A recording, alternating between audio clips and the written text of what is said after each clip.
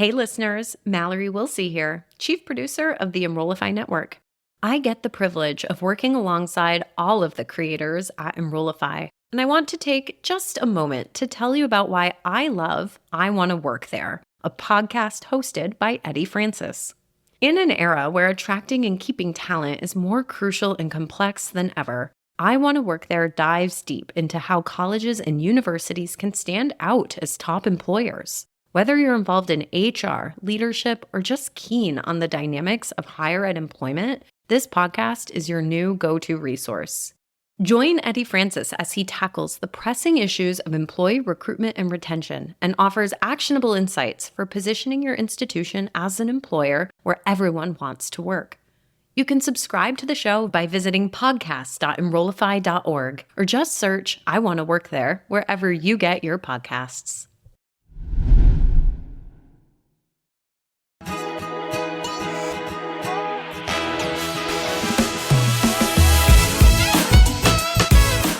Welcome to In Your Element, the podcast that unlocks practical wisdom in higher education, where leadership meets real talk.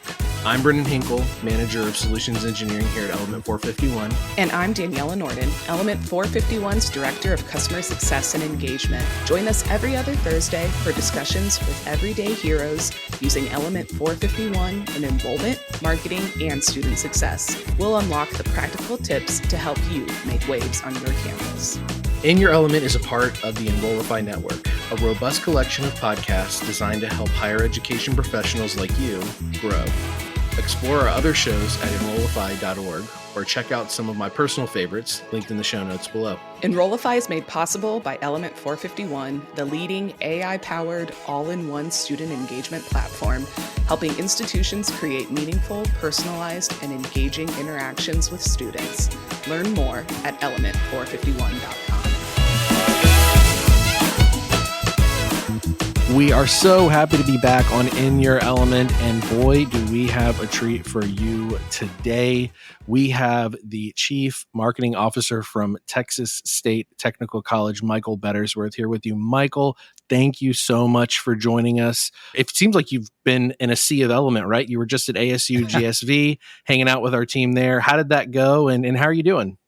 Man, it was great. It's good to see you. Thanks for having me here. Yeah, we saw a lot of Element at ASU GSV, great booth, good presentation, good mix of the technology and everybody's AI wrapper products around there. Not a lot on the recruiting side, not so much higher education side, as tends to be the case, more K through 12 oriented.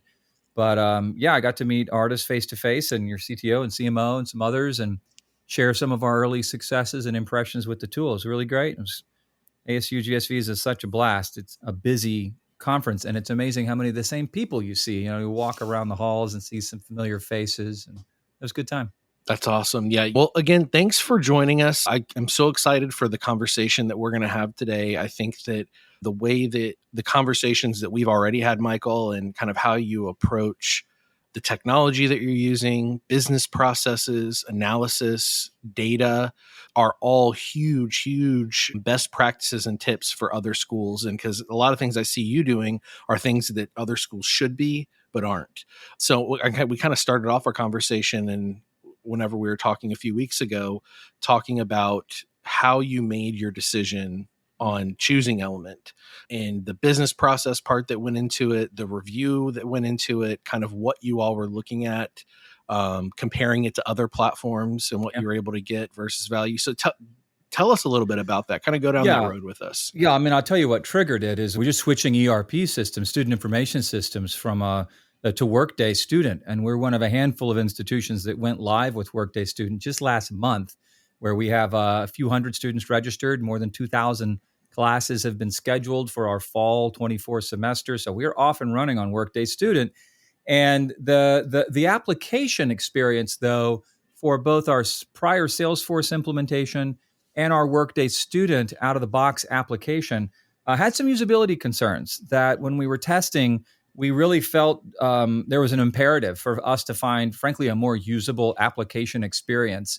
Part of that relates, I think, to the mission of our college, which is job placement. We're We're very open in our enrollment. We're not a community college, but we're not a selective 4-year. We're somewhat in between, where we really want career intentionality in the applicant. If they're not certain what occupation or career they're looking for, then we want to be careful about before they enroll in a nursing program and don't have enough knowledge of the challenges of nursing, or they want to be a wind turbine technician and maybe they're not fond of heights. Or they want to be a line worker and they might have a DUI or something, which is going to be a problem when you go to get the commercial driver's license. So our admissions process is very consultative on that career connection point, but we want the user experience on the application to be light and simple, and making people do password dances and making people do long form complex questions. Are you full or part-time? You're a first generation college student and what does that mean? So we needed more flexibility in crafting our application experience to meet our myriad types of prospects where they are. And that really precipitated an all hands on deck review of what are other options to consider. I just have to chime in here. I wish every partner explored and implemented and thought about this in this way, because what often gets overlooked or what happens organically is this process change and this cultural change. I don't think that partners and departments and offices anticipate how much process is going to change when you're bringing on a CRM, and how much work that is, but also the opportunity that comes with that, right, Michael? Can you talk a little bit about, change management is really what we're talking about here, right? Yeah, the only thing that's more challenging than a CRM implementation is an ERP, and we were already doing an ERP, and we're going to take on doing a CRM at the exact same time. This was not, a choice we wanted to make, but again, we had an imperative to do that to drive growth. So one of the things that we did is we knew that the CRM was going to go across the whole organization, but we knew there were a lot of different stakeholder groups. So we started with a very detailed discovery document that I drafted, most of it myself. We're not reinventing the wheel when we talk about, some of these things, CRM implementations. So keep it simple, stupid is the rule. We want to really kind of get the MVP features. And so we went through a process. We used some LLMs, some GPTs to say, what are some of the most common use cases for given stakeholder group? What are the stakeholders we should be considering? And we drafted up that document, and then we shipped it around internally for feedback. And one of the things, once we had our stakeholder group kind of identified, then we created draft use case studies. And we categorized them for all the stakeholder groups into must have, should have, could have, won't have. So that was the scoping process right from the beginning, highly collaborative. We didn't have meetings. There was no committee. What we did is we started with good writing. So we started with a document. What is our goal? What are the strategic imperatives? Why are we doing this? And then for each stakeholder group, it was, what are the things that they need to accomplish in the context of this? So we wrote all of that, and we provided full editorial control to let the team dive into it. And then hundreds of use cases that were then categorized by that department, or by department rather, or function, let's say. And then this must have, could have, should have, would have, which is the Moscow method of categorization. We knew that we were not going to find a vendor that had everything. We knew we were going to have to make some sacrifices along the way. What you don't want to have happen is politics get in there, where if one person doesn't get feature 3.26A, the whole deal's scattered. No. What we need to do is consider the whole. And cost comes into play, deployment plan comes into play, cost of ownership comes into play. So we're really trying to then, we did a grid, and Element was fantastic. We provided a list of all those use cases in a spreadsheet. And Element went through and very honestly said, here's what we currently do today, here's what's on our roadmap, and here's what we're never going to do in the current plan. It was quick, it was easy, it was transparent. Getting other vendors to do that was very difficult. And it really said a lot about the integrity of the process, to be frank, because saying that we are not going to support a quote, quote, unquote, must-have feature for that, or business or use case, that's what we want to hear, because now we can triage that. Was it really critical? Maybe there's an alternative way that we could do it. Does it have to be in the CRM? So that was, that was the key to our process, was starting with the whys, highly collaborative, not meeting and committee driven, but clarity around the business cases, and then clarity around their prioritization, and then transparent, open sacrifices. What are we going to have? What are we not going to have? So that was basically the process. We did it pretty quickly. It was a matter of weeks, I think, for scoping most of that. Not a single meeting. And is this higher ed? Do you work at a college? Because I was going to say most of TSTC is people from private industry, including most of our faculty. So there's a real appreciation for efficiency and transparency. The concepts of shared governance, which is committee driven, where innovation goes to die, are really antithetical to a lot of our culture. That must be why you're such a good partner. I'm just going to say it. One of our better partners. Yes. we when we hire people that come from traditional higher education, we have to warn them, hey, don't bring your don't forget why you moved here. I live in Austin, Texas, and we have this saying, don't CA my TX, don't California my Texas. Don't forget why you moved here. And that's an important part of our culture when we're onboarding is don't. The other thing is the speed that we operate in. We merged 4 separately accredited colleges into one in about 10 weeks, right? I mean, we moved pretty quick, and sometimes we might make a mistake. So we're comfortable with risk. We're not comfortable with too much risk on enrollment, though. And so these kinds of ERP implementations and CRM things are pretty dramatic. This one has gone well so far, and the growth is. The numbers are supporting the growth. We can talk more about that in a bit. Yeah, absolutely. And just one thing to add here really quickly is, you were speaking, Michael, one time when we were having a conversation about the culture and almost the soul of whatever platform you choose. Yeah. And I thought that was just such an incredible point that I'd never heard verbalized in such a way, because you can look at the tangible things. Like you said, you can make your chart, you can say it does this, it doesn't do this. Let's look at the business process. But at the end of the day, you also looked at a different layer that I think some people don't look at. And I think that that's a really important piece too. Yeah. Well, when you're using a SaaS product, right, it's designed for the market. You're going to want the total attainable market that you can get for that product. You're not going to want the whole difference between ERP, bespoke, and SaaS, and the scale that you get for that and the profitability with it. And the cost savings to the customer means that it's going to be designed for a particular kind of market. Well, if your CRM is designed for sales as its main function and revenue generation as its main function, well, that's the soul of that product. It's in its terminology. It's in its workflows. It's in its reports. Well, that is not, while we're about growth, we're about enrollment, we're less about transactions in higher education. We should be.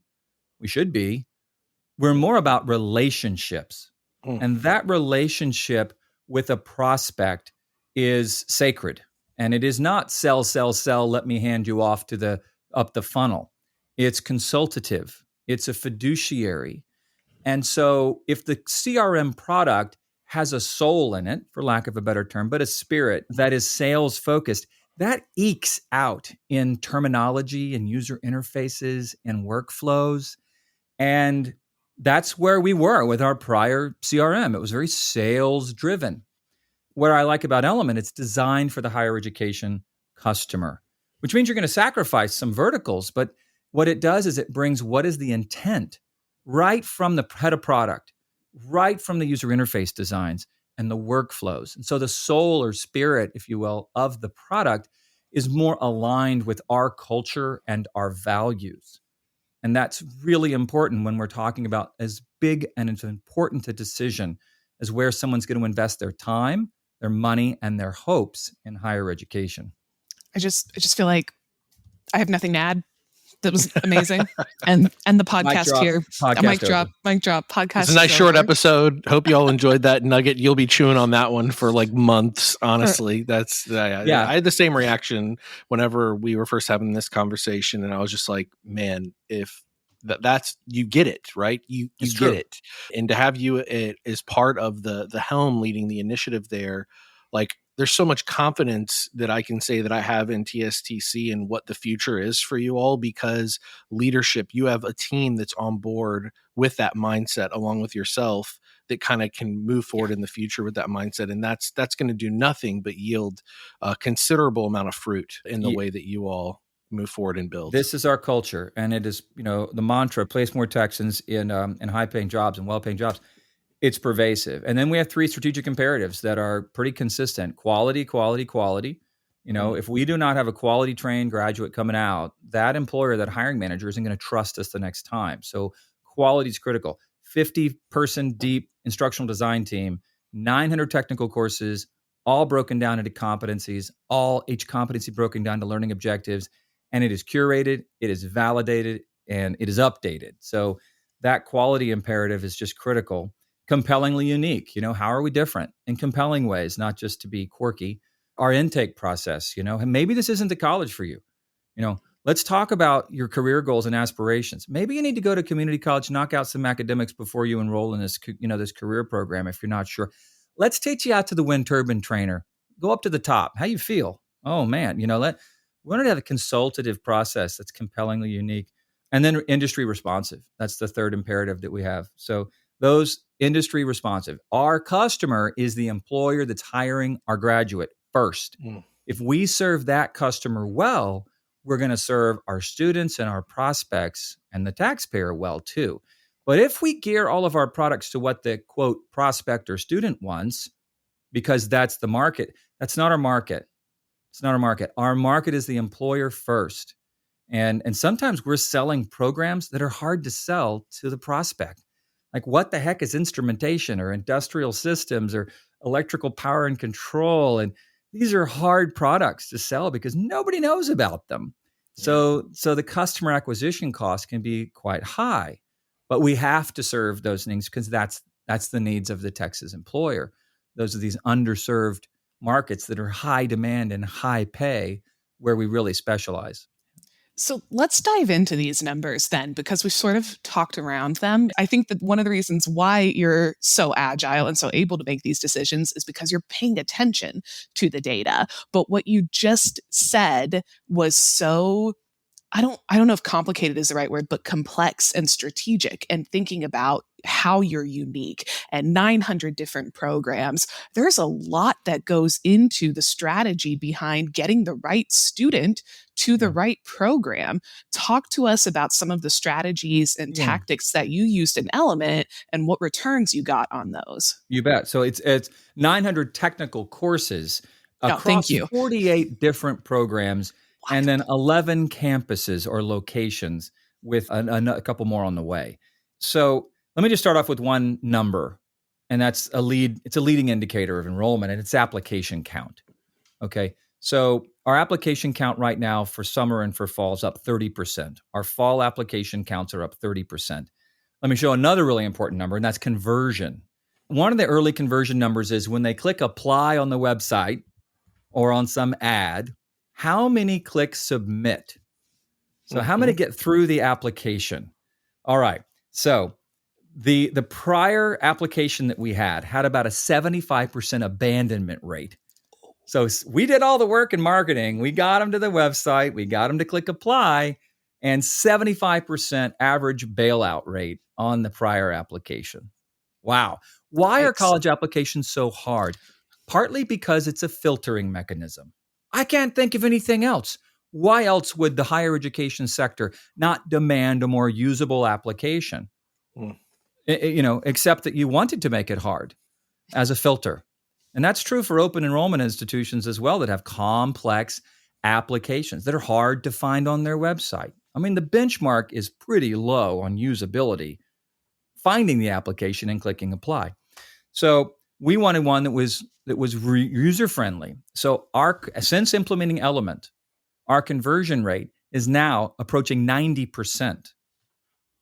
Okay, so that means when you click apply, almost 90% of the people click submit. Now, we did remove a couple of things from the application, but not a lot.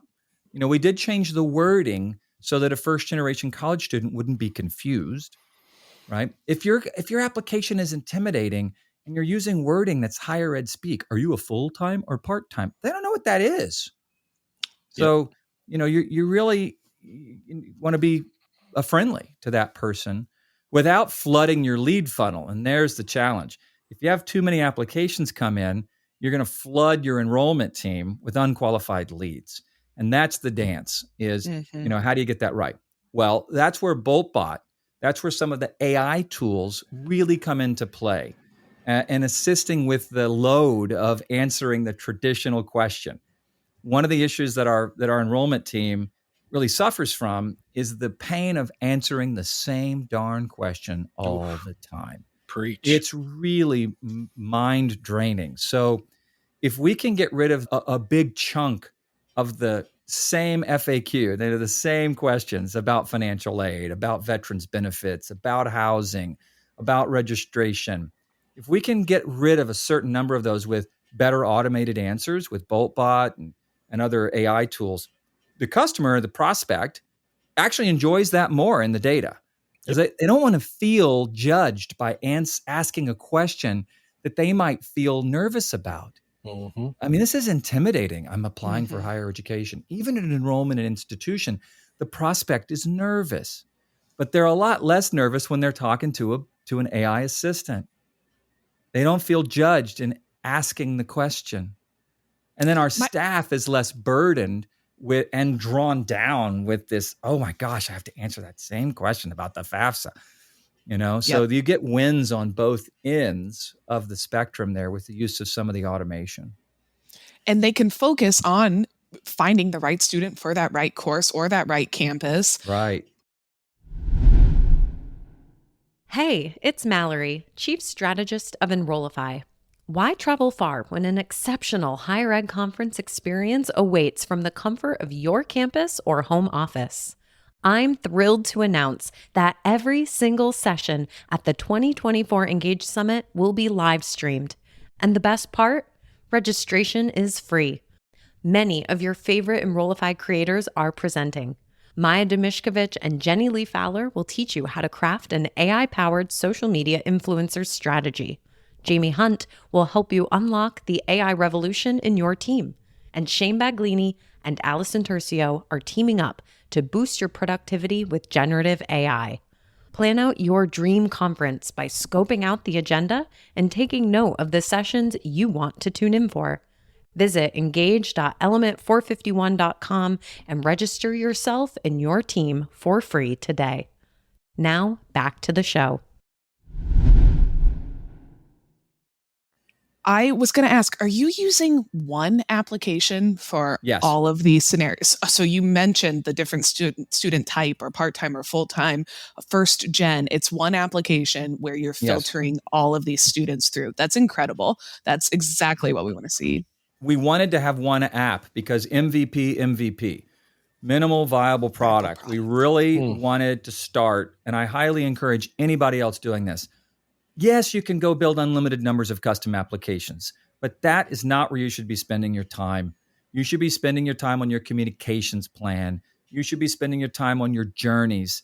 You should be spending your time on your training and retrospectives, not a high degree of customization right out of the gate. You want to follow those Elon Musk algorithms, okay? Question every requirement, don't over automate too soon, okay? And we really applied those principles here. Bare minimum viable product. Start with one application. Do you need a separate one for dual enrollment? Maybe. Do you need a separate one for veterans or dependents? Sure, you could make those arguments. We'll do those after we find out the limitations of our current application. And we'll take time to do testing and evaluate, is the cost of ownership worth it? So we really, really want to keep the cost of ownership as low as possible. So we can focus, as you said, on the relationships, on the meaningful conversations, on the minimization of things and smart automation. And everything you add is one more thing you're going to have to maintain. So true. You mentioned cost, and Brendan shared a stat, spoiler, but the cost per application or per submitted app, you gotta share these numbers. Yeah. So we track we have a couple of metrics we use that we've invented here. One is CPA, cost per application, And this is specifically in our digital marketing spend. So we spend a few $1 million a year on digital marketing, and that's the ads, the banners, the Reddit, the Facebook, the X, the Snapchat, whatever, right? So all the Google, paid search, display, all those categories. It's a few million a year. And we can track those wonderfully. We know how much they cost, and we know when they click on it, where they came from. So it's a really nice data set that we track on a biweekly basis to monitor our spend and our cost and return. And the last segment, actually, let me pull up the most recent one here. I can show this if you want to see it. Always. Can I show my screen? I want to see visuals. Even if our listeners can't see visuals, we'll describe them. Okay. So can you see that? Yeah, sweet. Yes. Yeah. So this is our proprietary information. Do not share. That's fine. We don't care. Look at the bottom right, though, and what you can see is over this time period of February 26th to April 15th, our average cost per application with our digital spend was costing $424 per application. Now, that might sound high, but graduate schools can spend $10,000 on an enrollment. Pretty expensive. We're down to $125 in this last period. Okay. Whoa. We've seen it as low as $85, $81. And that why? Well, it's because our app conversion rate, this is running at 88% on the application conversion rate from apply to submit. Used to be 25%. The power of our advertising dollars has had a 4x, almost 4x increase since moving to Element. And that's because the application process is so much more user-friendly. Case closed, mic drop, move on. I want you in the room when I was on campus as a social media manager running ads and saying, I can get them there, but you all have to get them to fill out the application. Yeah. It was such a challenge for me on my marketing team and for the admissions team to really understand that. So seeing those numbers, seeing how you make an improvement for the student, for the user experience, it makes your life easier too, but make it easy for the student. And here's the return beautifully laid out in charts, courtesy of Michael. Can you tell when we implemented Element? Yes. Okay. You all can't see this, but you can see if you were seeing this chart, you would be able to see it. Here's month after month after month of a 22% conversion rate, 25% conversion rate, 30 right now in the March of 24, 84% conversion rate. We're not all the way through April, but already we have an 89% conversion rate in April. We're really getting close to that 90% so far. Jeez. So, wow. Look at the change. Now, the other thing is the costs. So the cost of the prior application, $500,000-$600,000 software license. Plus, I had a bunch of add-ons we had to do. Plus, the cost of ownership with the staff was pretty high. Now we're in a real SaaS, cloud-based, not bespoke, low cost of ownership for a quarter of the cost, right? So a quarter of the cost, and then on near 4x in reduction, power of our ad dollars. There's some math for a case study. Send me some more T-shirts. I'm just kidding. Yeah. No. What's beautiful about it is you've gone about it the right way, right? From the business process to selecting the tool to analyzing what was of most importance, where you're going to see the most impact, not only on the bottom line, right? So obviously you're making an impact financially, but where are you making an impact? We've talked a lot about experience of the student, right? And what they go through, what they experience, and giving them something that fits the journey that they're going on and doesn't confuse them, doesn't make it difficult. That all matters, right? And if you can knock all of that out in one foul swoop with a change, of course it's worth the lift. Yeah, that's where there's more opportunity, where we're going to be focusing in this kind of phase 2 implementation, which let me then stress again for other people considering doing this. Phase 1, MVP, get it out the door, get it integrated with the student information system, get your people trained enough. Don't do all the hyper customization out of the gate. Get it running well, and preferably in a spring or summer deployment, not your first fall. We did it in the kind of right before fall, we did in summer. Pretty really like March. Oh my gosh, right when we were in fall recruiting. We didn't have a choice, but I would recommend not doing that. Although the implementation was not particularly, it wasn't a lot of work, but it was manageable. So phase 2 is now the customer journeys and the student journey mapping and more lead qualification. What are the questions that we need to ask, of somebody that's interested in a particular field? If the field requires a commercial driver's license, Well, do you have a DUI? Like, let's if you're going to doing something with heights, what kind of ride do you ride at the carnival? We don't want to do interest surveys. Dear goodness, please, do you like working with your hands? Gosh, they've been around for decades and they're not effective. Unless you're trying to find which sock code out of 800 is the most appropriate. No offense to the ONET and other things, but no, we know more about the likelihood of what catches people in these programs. Our faculty know, the kinds of questions that we should be asking and providing the information to the prospect as early as we can. So what's an indicator if we're doing a better job on that? A reduction in the percentage of changing majors. Mm-hmm. That's one of our next thing that's interested. Can we reduce the number of people that change majors? Because I changed majors in higher ed. I was an engineering major, and then I was tired of the balsa wood bridges and that T85, 85 calculator. And I got involved in marketing and media and film and storytelling, much to the chagrin of my parents. I didn't even tell them I just changed majors. They found out years later. You're not an engineering student anymore? No, I went arts. Incredible. Surprise. So that's the next stage. Can we really get, if it's a military veteran and they're coming in, what branch are they in? Or they're a dependent? Are they transitioning? And how do we connect the loops of that person, their reality, their situation? How do we align our communications to be really empathetic to each of those people in that moment in time? How do we anticipate the issues or problems that somebody might have and bring that information forward as early as we can in that process? Save the enrollment team, save the counseling team, reduce change of majors, improve persistence. We want to bring that up. That dashboard in Element when they're waiting, that's precious real estate. How do you use that dashboard to bring forward information? And you want to be compellingly unique? We want to talk about what jobs you're interested in before you've even enrolled. Let's start talking about that. Let's introduce you to some of the 10,000 employer partners or whatever that we have. And let's start connecting you with the career early and not later. Bring career services, bring the career discussion right up to the front before you've even enrolled. That's really what our phase 3 kind of plan is about, just to give that away. I mean, the more higher ed does that, the better everybody will be. Well, it's kind of like you're reading our minds. I mean, that was exactly where we were going, is to talk about what's next for you all. And I think that just flows perfectly. I can also chime in and say, Michael, I've had the pleasure of meeting some of your team. I met Charles, Adrian, and Hannah, I think, who are working on a personalized communications plan, just like this, for one of your, I think Charles called it the Super Bowl event for you all, the Skills USA event. Yeah. And we were talking about ways to segment what data you were collecting. Hannah was talking about A/B testing. I think your team has really leaned into this idea and is taking your lead on figuring out what information they need to gather, how best to get that message to that student in the right place. And they're doing it very well.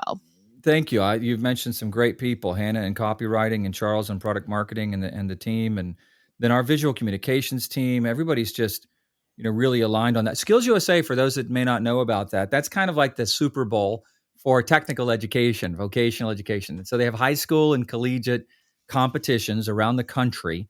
And that's our kind of person. I mean, they're doing competitions in coding or plumbing or electrical or masonry or robotics or mechatronics. So it's across all these fields. Well, that's one of our main recruits. So we used Element to do a new promotion, and there's over $1 million in scholarships that we just did in Corpus Christi, Texas, a few weeks ago. And what we did is we created a landing page in Element, and we flashed a QR code in the jumbotron of this hockey arena full of 7,500, competitors. That's awesome. Mostly all high school students. And we said, everybody, graduating seniors here, you go here on this Element-powered microsite, fill out the deal, $1,000 scholarship. $1,000 scholarship. We used a QR code. We got all that lead gen information for those folks for retargeting and other purposes. And if they're a graduating senior and they come to TSTC, we're going to get a $1,000 scholarship. And then for the gold medal winners, we offered full rides. Whoa. Wow. Yeah, we That's offered full awesome. rides for the gold medal winners of Skills USA. And so there's a whole opportunity to get more scientific about discount strategies, which when you talk about scholarships, what you're really doing is a discount strategy. It's a coupon. And Preston Cooper, who's done some fabulous writing about the dangers of almost predatory coupon strategies that are common in higher education, where the average four-year university discounts tuition more than 50%. It's $100,000 to go here, yeah, but except it's not, and that's messing with the U.S. News and World Report rankings, and it's a whole lot of shenanigans going on. And he really nails the higher ed sector, Preston Cooper, in that article. Well, we want to be intentional about who is the most likely to succeed in a career, and a Skills USA gold medal winner in welding. We want them to come to our welding program at TSTC. We really do. And congratulations to them for the hard work of winning a competition. But also the person that spent time practicing, that's competing in those things, they showing grit. They're showing persistence. They're showing effort. They're showing the things that we know are going to correlate with higher persistence, a higher lifetime customer value. I mean, all right. And so now the discount strategy can be informed by that with greater intelligence than just grow, grow, grow, grow. This is so great because this principle, while there may not be partners out there who have Super Bowl events like this, you can use this model for any of your open house lead generation events, right? Yeah. Set up that landing page, get them in your funnel. I mean, it's just a textbook case for pop a QR building. code. When people do tours around the campuses, put that QR code up there. You're interested in this program? Yes. Pop them to a program landing page, right from that area. The embedded virtual tours and all of those kinds of components. So, phase 4, all right, here is getting really scientific around the effectiveness of these different campaigns. And you mentioned A/B testing. We're building these new visitor centers that are really career exploration centers. And our intention there is to do, more, explore these different career options, put on a VR goggles. Let's go over to this hands-on lab and let's do some welding with a haptic, VR feedback welder, or turn some metal with a CNC machine. We're trying, and then we want to capture that information in the CRM for thoughtful communications plans. Hey, maybe you're a sophomore. Okay, let's put you on a schedule for retargeting, down the road, and let's capture that lead and mature the funnel. So, and then study what's working. Who's persisting? Are they changing major? And iterate. Yes. Yeah. I love this. I feel like, so we have to ask the in your element question, but I feel like I know the answer, but I'm not going to scoop. We ask our guests to share when you feel the most in your element in the work that you do. The people, when we have somebody's career moving forward, people that have chosen to align their personal time to work on our team and then share in the belief in our mission and for their career advancement. That, to me personally, is the best part of being a leader and a manager. Managers have a great responsibility for the culture that they create around them and their direct reports and et cetera. It affects people's children, spouses, and communities. And so I really love the sense of community that we have around here. There's a lot of diversity of backgrounds and experiences and opinions, but we're all unified by the mission, and it's not a joke. It's real. I mean, it's called, you drink the Kool-Aid around here. That's why we have such long tenured people. Can you say that in Texas, Michael? Can you say drink the Kool-Aid? And I don't know. If you're not in Waco. Yeah, we're just roadmap committed, Whenever we have a conflict, there's trust, right? There's the speed of trust, to quote Stephen Covey, that we share a common belief. We have common culture on why we're here. And that makes difficult conversations less difficult. It makes decisions like Element easier rather than political. Yeah, that and avoiding committees. Yeah. Were you surprised by that answer, Brendan? I thought you were going to say something data-driven. I'm surprised, but not surprised, Michael, because you did talk about the soul, but I thought for sure it was going to be like spreadsheets and Yeah, it changes. I mean, the data and the clarity and the output of what we do is also fulfilling, but it happens because of the people. Yeah, no, it doesn't surprise me entirely. I think I hear a lot of what we've talked about in this podcast is the tools that he's using to accomplish the heart of what he just spoke about for when he's in his element, right? And that's what you see so many times. I think a lot of people in higher ed doing what they're doing have a similar heart as Michael. I think the drive, the why, the everything, it's the people, right? It's the people you work with, it's the people you're impacting. But the impact that's made through that why is, are you utilizing the tools? Are you doing it the right way? Are you approaching it the right way? And that's exactly why I'm so glad we had Michael on today, because how y'all are doing it, seriously, there's no objective way to look. This is the right way, right? You are doing it the right way. You're analyzing the data that you have. You're going about reviewing intentionally. I mean, the story here with the scholarship and even the strategy behind the quality of leads that you're going to get because of the process that's going to go into them winning that scholarship and the quality of student that's going to bring in. The level of intentionality there is something that everyone needs to examine whenever they deploy these things out, because it's not a spray and pray. It's not a, hey, let's give out all this money and get more people in here. There needs to be the intentionality with the approach, because that's where the impact happens. What I didn't mention is, our funding model at TSTC, we're paid by the state, not on enrollment. We're paid on job placement. We don't get paid until the student gets a job, and then we measure their earnings over a 5-year period. So that makes intake very thoughtful.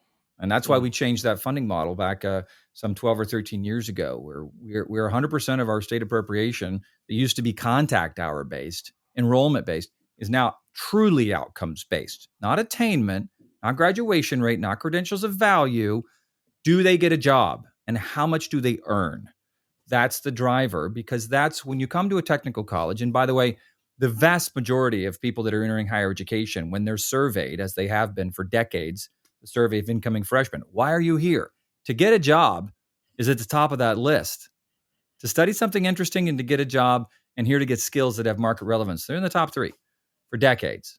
Now, they toggle between what's the top winner and based on our recessionary cycles, kind of, but we have accountability to that. And Element's helping us do that. It's helping us focus on getting these prospects across the complexity of the higher education intake process with greater ease, and then allowing automation to qualify the leads, and now enabling our communication plans to cultivate those with greater intentionality around the end in mind, not the beginning.